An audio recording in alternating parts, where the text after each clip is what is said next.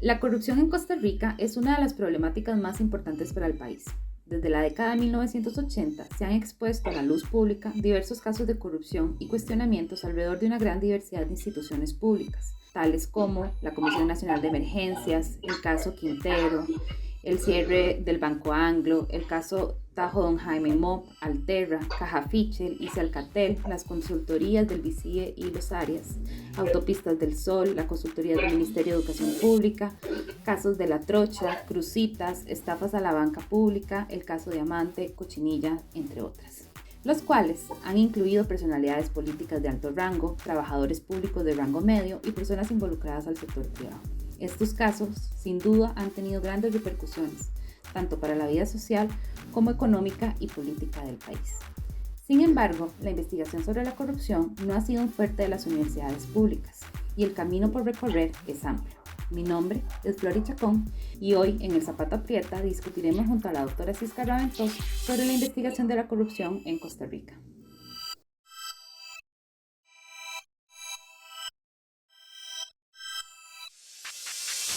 Está lloviendo resto. Apenas como pareció dormir un ratico.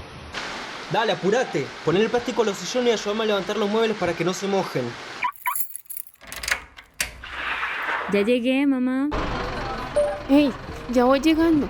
¿Me puedes salir a recoger por si acaso? Sebas, ¿cómo hago para subir esta foto a mi perfil? Abuelo, nada más la seleccionás y le das donde dice publicar. Entonces, ¿a dónde vamos a pasear este fin de semana? Vamos a ver si estira la cobija con el turismo esta temporada baja. Desigualdades hay de muchas formas, pero en todas el zapato aprieta. Yo me llamo Cisca Raventós Borst, soy socióloga, profesora jubilada de la Universidad de Costa Rica y en los años 90 trabajé sobre el caso del Banco Anglo. Eso me permitió reflexionar de alguna forma sobre la investigación de la corrupción.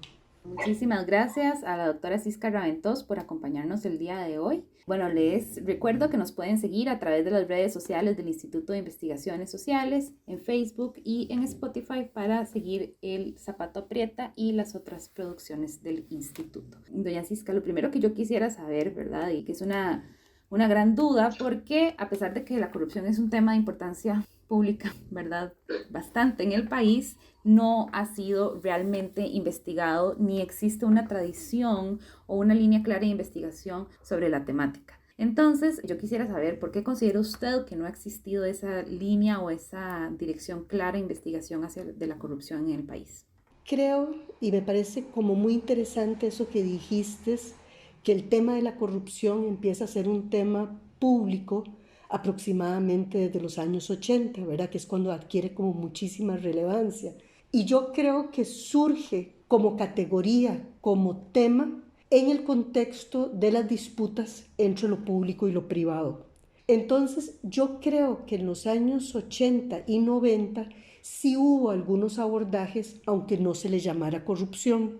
Hubo una investigación larga del Instituto de Investigaciones Económicas sobre CODESA, y CODESA era como el ejemplo máximo de corrupción en ese momento, y en realidad lo que era CODESA era un esfuerzo estatal de desarrollar empresas y que en muchos casos fueron empresas que el capital privado no quería o no podía asumir. Si una ve la justificación, digamos, de Daniel Oduber de por qué se crea CODESA, es para eso. De hecho, por ejemplo, compra varias calizas para hacer cementeras y la idea era poder sustituir el asfalto caro en medio de la crisis petrolera de los años 70 por cemento que se podía producir localmente a cambio de carreteras más durables. Esa intención generó una enorme reacción de lo privado. Y de hecho hay una tesis muy interesante de Milena Vega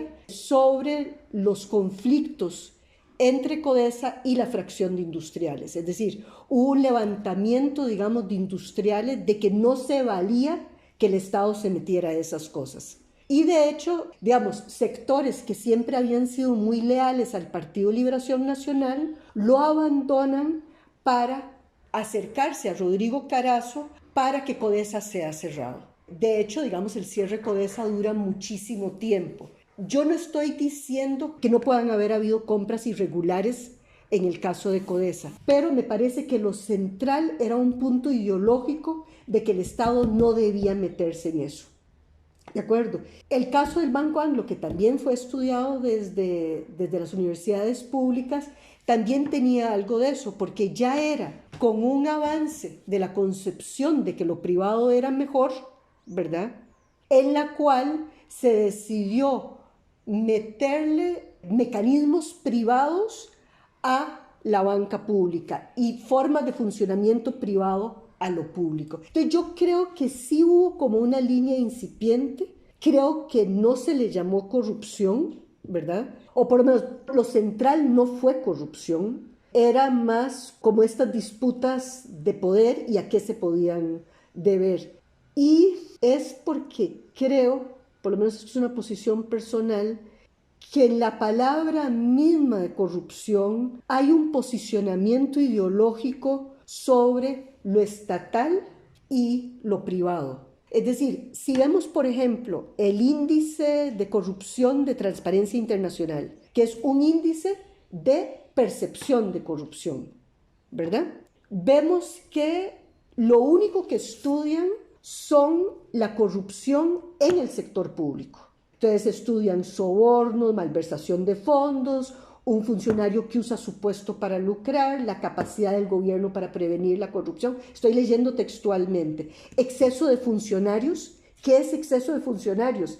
¿Verdad? Es decir, ¿cómo se considera que eso podría ser corrupto? Nepotismo en el nombramiento de funcionarios, o declaración de bienes de los funcionarios con posibles conflictos de interés, protección de denunciantes, captura del Estado por parte de intereses privados, acceso a la información pública. Entonces, todo se concentra en que el Estado no se debe corromper.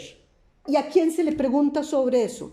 A empresarios privados y a expertos. Estoy hablando de cómo se construye el índice de corrupción de transparencia, ¿verdad? De percepción. Y por otro lado, no incluye experiencias de corrupción de la ciudadanía, ni fraude fiscal, ni movimientos ilícitos de fondo, ni facilitadores de la corrupción, abogados, contadores, empresas contables, ni blanqueo de fondos, ni corrupción en el sector privado, ni economías y mercados informales. O sea, que la investigación mundial de la corrupción tiene un posicionamiento ideológico que a mí me parece que es poco fecunda para analizar el fenómeno de las relaciones entre lo público y lo privado. Porque nuestros sistemas asumen que necesitamos tener, por un lado, un vibrante sector de privado movido por la maximización de la ganancia, y por otro lado, tenemos que tener un sector público probo que no se mueve por la ganancia. Es decir, que este incentivo de enriquecerse o de acumular o de acaparar no lo debe tener el sector público. Y de alguna forma, para que funcione ese vibrante sector privado, ¿verdad? Necesitamos que exista este probo sector público.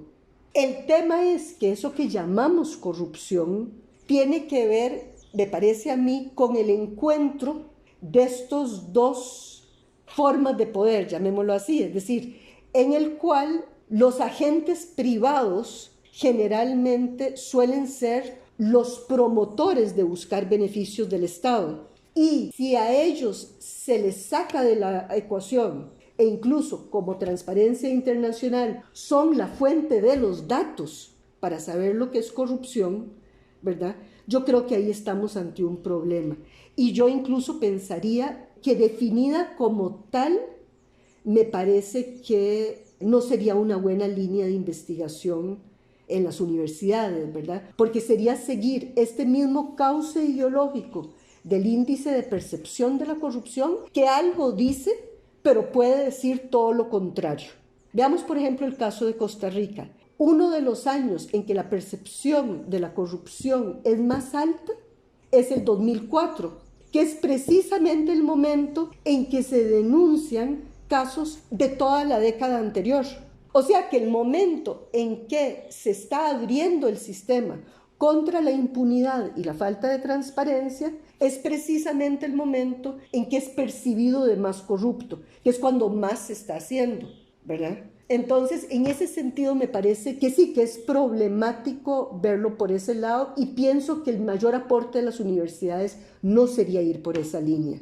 Bueno, justamente en mi proyecto de tesis de maestría yo trabajo el tema de corrupción y a la hora de llegar al concepto, ¿verdad? A mí el concepto típico sobre el uso de fondos públicos para beneficios privados siempre me ha resultado muy corto, ¿verdad? No logra evidenciar la complejidad de la problemática porque justamente sobre la corrupción realmente como sociedad sabemos poco, ¿verdad? Lo que percibimos, lo percibimos por una cuestión mediática, pero tampoco existe una forma clara de saber realmente cuál es la corrupción que se da en Costa Rica, de qué tipo, cómo es, cuáles son sus efectos, ¿verdad? Una cuestión así sistematizada no lo tenemos, bueno, por la misma naturaleza de la corrupción. Entonces yo al final, bueno, me tomé de unos alemanes, de Christopher Rosenmüller y Stephen Ruderer, y ellos trabajan la corrupción como un modo de comunicación política, ¿verdad? Lo cual a mí me abre muchísimo la perspectiva porque entonces lo político no es solo lo público, ¿verdad? Lo político finalmente refiere al poder y es una forma de comunicación del poder que se da en los diferentes espacios, ya sean públicos o los poderes fácticos, pero es como muy interesante porque finalmente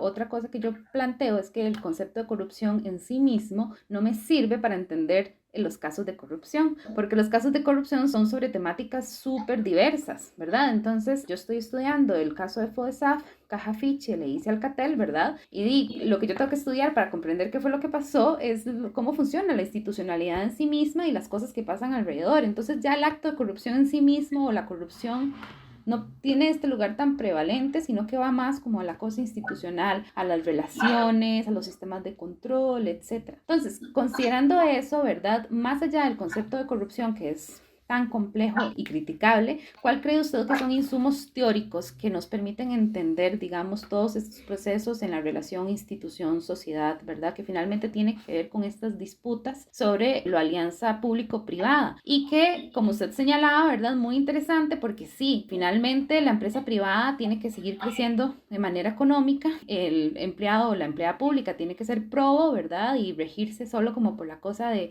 querer atender, ¿verdad? Y ser administrador público, pero a las instituciones en su funcionamiento interno se les pide que funcionen como empresas privadas, ¿verdad? Y que optimicen los recursos y que cada vez tengan como mejor nivel de ingresos, que generen ingresos propios. Incluso todo el tema del manejo de los fondos ociosos o no tiene que ver con que el Estado tiene que invertir en bolsa privada para generar dinero por tener dinero, ¿verdad? Entonces como que al fin ahora como qué elementos nos permiten entender todas estas como contradicciones o posturas tan diversas para entender la institucionalidad.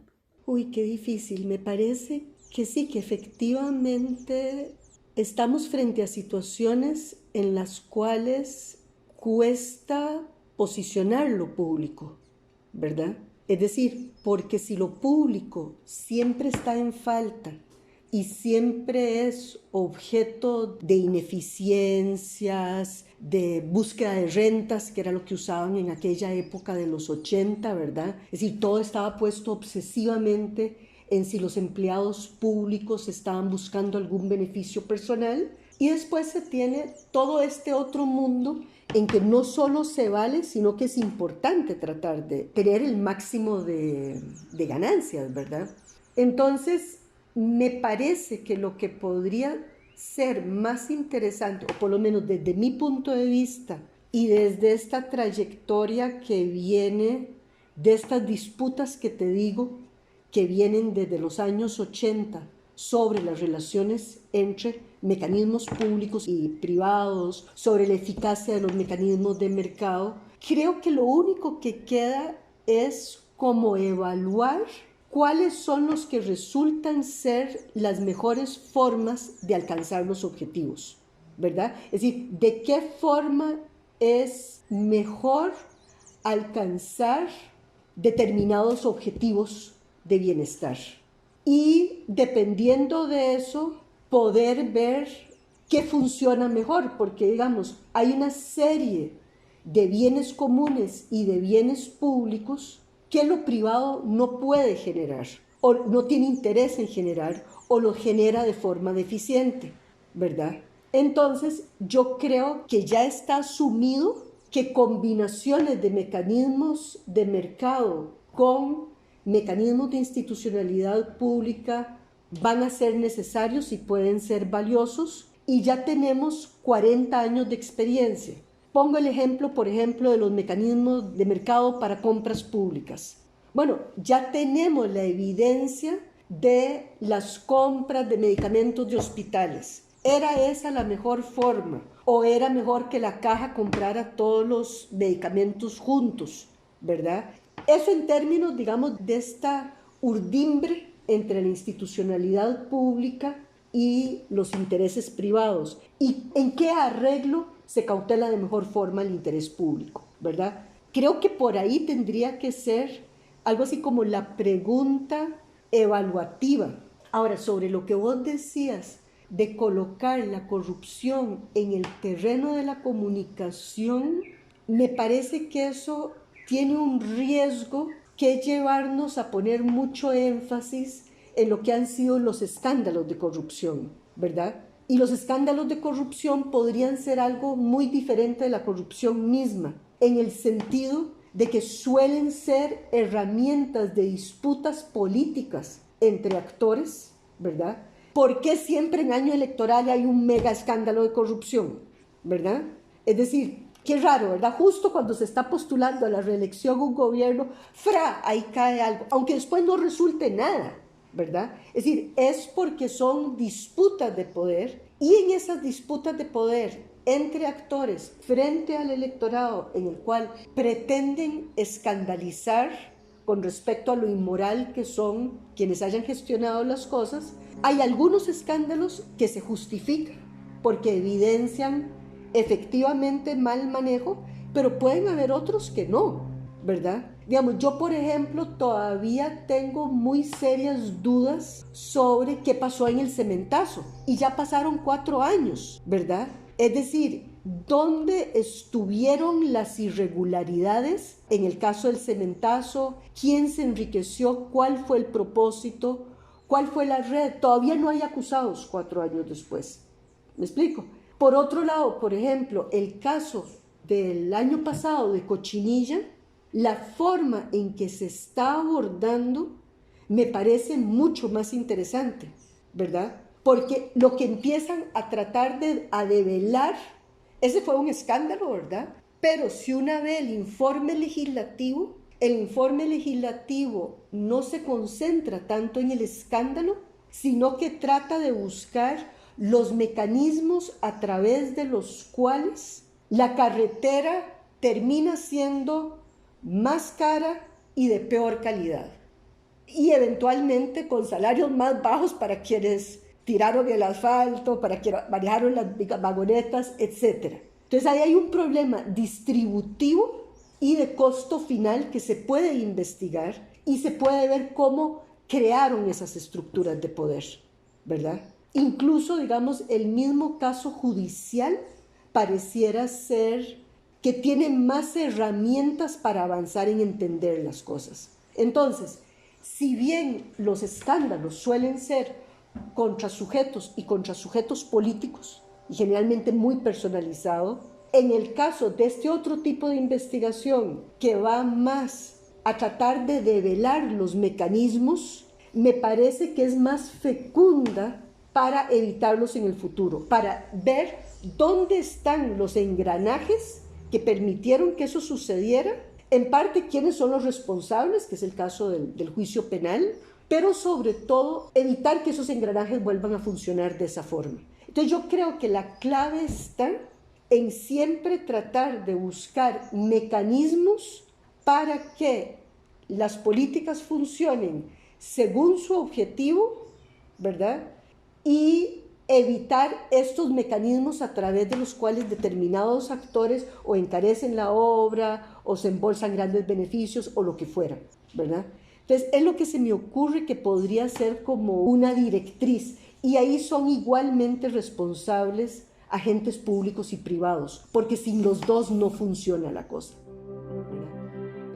Desigualdades hay de muchas formas, pero en todas el zapato aprieta.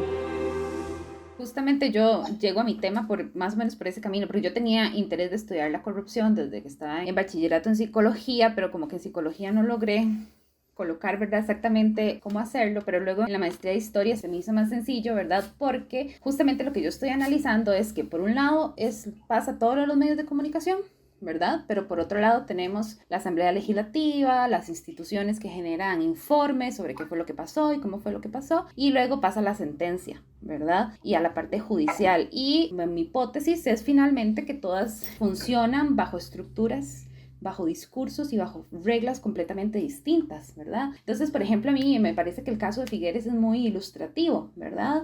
En términos del escándalo político con Issa Alcatel, Figueres perdió muchísimo y es evidente en que no quedó en esta elección, ¿verdad? Pero a nivel jurídico nunca hubo una acusación, ¿verdad? Nunca. Y a nivel legislativo, la investigación que se hizo sobre Issa Alcatel no fue tan rigurosa como en otros momentos, ¿verdad? El caso de FODESAF tiene una investigación legislativa buenísima, donde uno luego encuentra toda la información y encuentra qué fue lo que pasó y cuáles son esos huecos, ¿verdad?, que usted habla, de dónde se dio el caso. Con Caja Fichel hay un poquito más, ¿verdad? No tanto, pero un poquito más, pero con Issa Alcatel está como perdido, ¿verdad? Entonces incluso yo he ido a la asamblea, al archivo, y hay que como rebuscar entre un expediente y otro expediente, ¿verdad? Entonces eso también nos devuelve como al tema metodológico, ¿verdad? Porque sí, yo también comparto de que un escándalo de corrupción no nos dice el tipo de corrupción que hay. Sin embargo, yo me pregunto cómo nos enteramos de la corrupción si no es a través del escándalo, ¿verdad? O sea, ¿cuáles mecanismos realmente existen para identificar los casos de corrupción? Como que el escándalo igual importa en términos como del engranaje social, pero cuando vamos ya, si uno deja los medios de comunicación a un lado, que lo que le van a presentar es cierta información y va a analizar a las instituciones, ¿verdad? Ahí metodológicamente hay como una serie de retos, ¿verdad? Como este que hablo de que Issa Alcatel está perdido por todo lado, entonces yo tengo que ir a andarlo rastreando, ¿verdad? Me pregunto, ¿verdad? Que no sé cuál habrá sido su experiencia con el Banco Anglo, pero me parece que el tema de las fuentes a las que tenemos acceso para probar cómo fue que se dieron las cosas es un poco complejo. Entonces, ¿cuál considera usted que fueron sus principales retos metodológicos o cuáles podrían ser a la hora de poder entrar a estudiar así más profundamente estos mecanismos? Yo creo que eso que estás diciendo es un muy buen punto a favor de los escándalos, que si bien no todo escándalo evidencia una situación real de corrupción o no muestra corrupción de igual nivel de gravedad o apropiación, llamémoslo, como para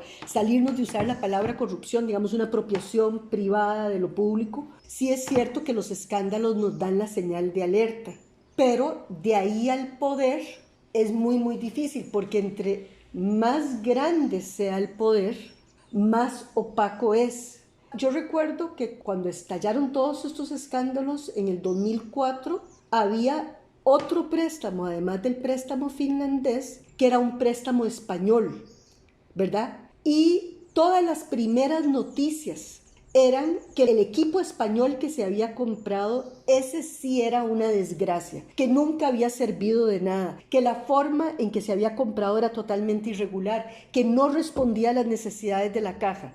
Y el préstamo español ni siquiera llegó a ser escándalo público. Es decir, el que llegó a ser escándalo público fue el finlandés. Y después, lo que vos decís de Issa Alcatel nunca pasó de la fiscalía, ¿verdad? Nunca hubo una acusación formal. En la Asamblea Legislativa, la persona acusada nunca se presentó a declarar.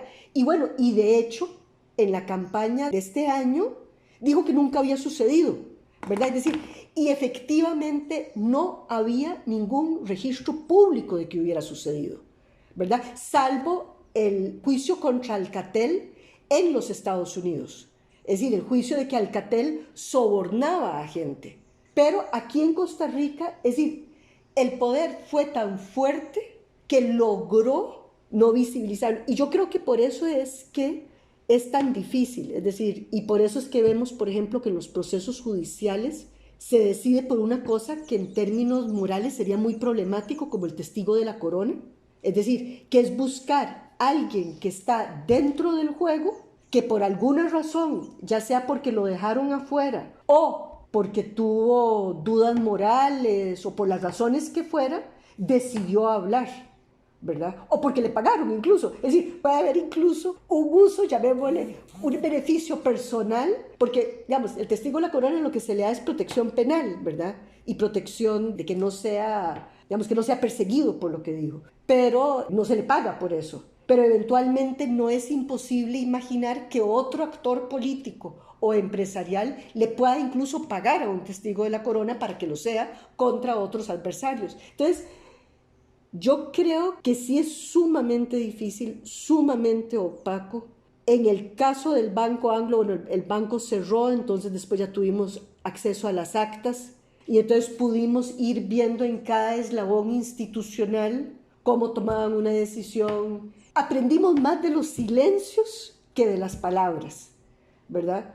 Aprendimos más de que las reuniones de junta directiva tenían un botón en el cual se podía apagar la grabadora en un cierto momento, y eso después ya pasó a ser visible, porque en realidad apagar la grabadora deja una huella.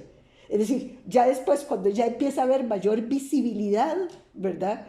Ya la decisión que es irregular que se va a tomar, se toma antes. No se apaga la grabadora porque ahí algún investigador o investigadora de pronto va a sospechar. Entonces sí, yo creo que es extraordinariamente difícil, encontrar legislación, generar legislación, porque siempre son, digamos, los pequeños que aceptaron dádivas los que van a caer. La pequeña corruptela, esa es más fácil que aparezca. Digamos, yo recuerdo ahora en lo de Cochinilla, por ejemplo, lo mucho que se hablaba de aquella fiesta, no sé si de Conavi o de Cosevi, en la que se discutía mucho de que si tantos kilos de chorizo o de carne o lo que sea, ¿verdad? Y que eso tiene el doble propósito de escandalizar a la gente, es decir, y genera una comidilla y es un movimiento político claramente definido, y a la misma vez de que está claro que la persona que recibió eso va a ser acusada penalmente y no hay tutía, va a caer, ¿verdad? Pero ahí no estuvo el problema y eso lo sabemos todos. Cuando se empieza a tratar, en primer lugar, de tener un esquema analítico en que se trata de abrir la mirada para incluir a todos los actores, no solo los actores públicos, aunque hay casos en los cuales los protagonistas pueden ser públicos, como FODESAF. Es decir, en el caso de FODESAF parece haber sido una distribución ilegal e irregular dentro de fondos públicos, ¿verdad? Por parte de funcionarios públicos. Pero en la mayor parte de los otros casos hay también poderes fácticos externos que cumplen la función de corruptor.